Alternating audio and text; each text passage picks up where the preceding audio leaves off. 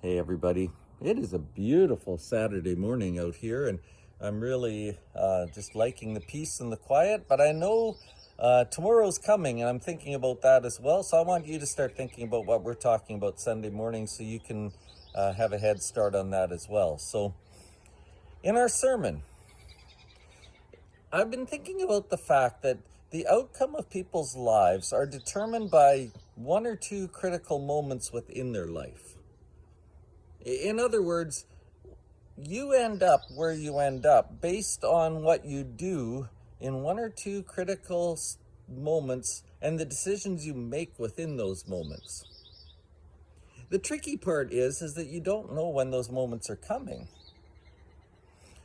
So, in order to be prepared for those moments, we've got to develop some habits and some practices that allow us to make good decisions and respond well all the time.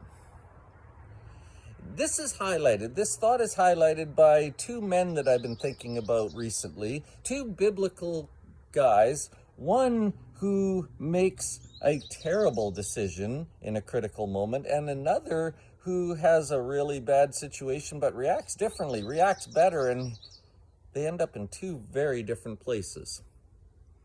We're going to compare the lives of these two men. We're going to see what they did, and we're going to try and figure out what made one man react well and become very useful in the kingdom of God, and the other react poorly and actually fall right out of the kingdom.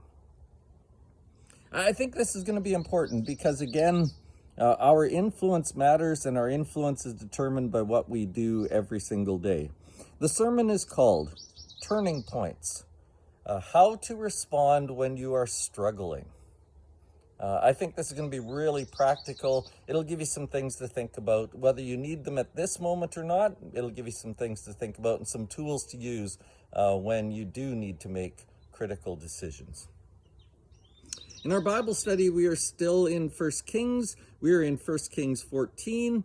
1 Kings 14 starts to talk about how the northern kingdom of Israel and the southern kingdom of Judah are starting to separate. They had a division in chapter 12, and now they're starting to drift their own separate ways, and it's just becoming worse and worse and worse. Chapter 14 outlines and underlines several different things that each kingdom is doing that is harming their relationship with one another and with God. Once again, chapters like this are useful not only just for the history and the knowledge of it, but because they give us warnings about things for us to avoid. So 1 Kings chapter 14 is where we are there. We will probably get through the entire chapter, so you can read ahead if you like. It looks like a lovely weekend.